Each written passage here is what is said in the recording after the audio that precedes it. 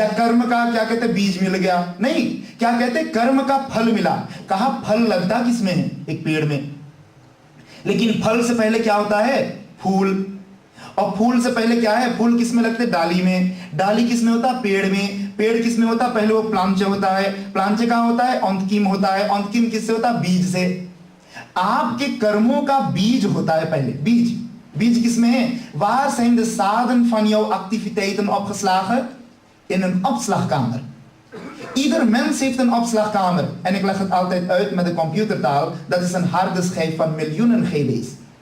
Een harde schijf van miljoenen GB's. Wat? Jouw chitta. Het is heel fijn.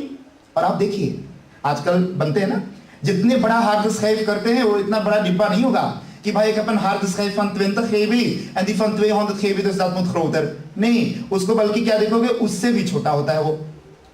तो ये विज्ञान समझाता है कि तुम्हारा जितना मेमोरी है, जितना बढ़ सकता है मेमोरी, उतने तुम्हारा कैपेसिटी है। उसके जरूरत नहीं कि कोई बहुत बड़ा बुद्धि हो, किसको बड़ा सिर हो इसका मतलब इसके पास बहुत कर्म है।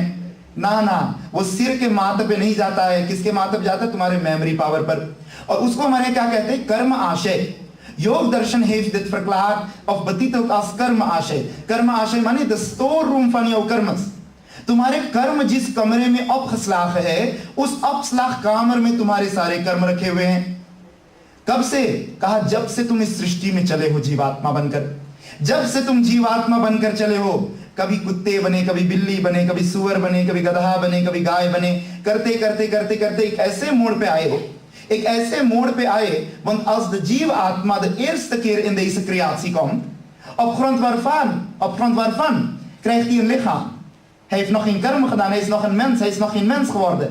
तो सांख्य दर्शन कहता है, wij geloven ook in de theorie van evolutie, maar niet evolutie कि बंदर के पूंछ घुसा तो मनुष्य बन गया। नहीं, डार्विन कहता बंदर का पूंछ घुसा तो मनुष्य बन गया। लेकिन नहीं, हमारे यहाँ जो evolutie है किसकी है? शरीर के evolutie नहीं, niet de evolutie van het lichaam, maar evolutie van de जीवात्मा।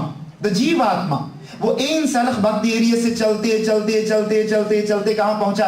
हमारे शास्त्रों में पूरी वर्णन है कि अंतिम इसकी जो योनि होती वो वानर योनि होता। वानर माने बंदर। और वानर योनि से जब जीवात्मा निकलता तब मनुष्य में जाता। प्रश्न हुआ कि मनुष्य योनि उसको कैसे प्राप्त हुआ? उसने तो कोई कर्म किया नहीं धीरलेफ में। तो कहा धीरलेफ में कोई कर्म नहीं किया। तो सिद्धार्थ से पूछा कि गोस्वामी जी आप बताइए कि कैसे इनको मानव शरीर मिला?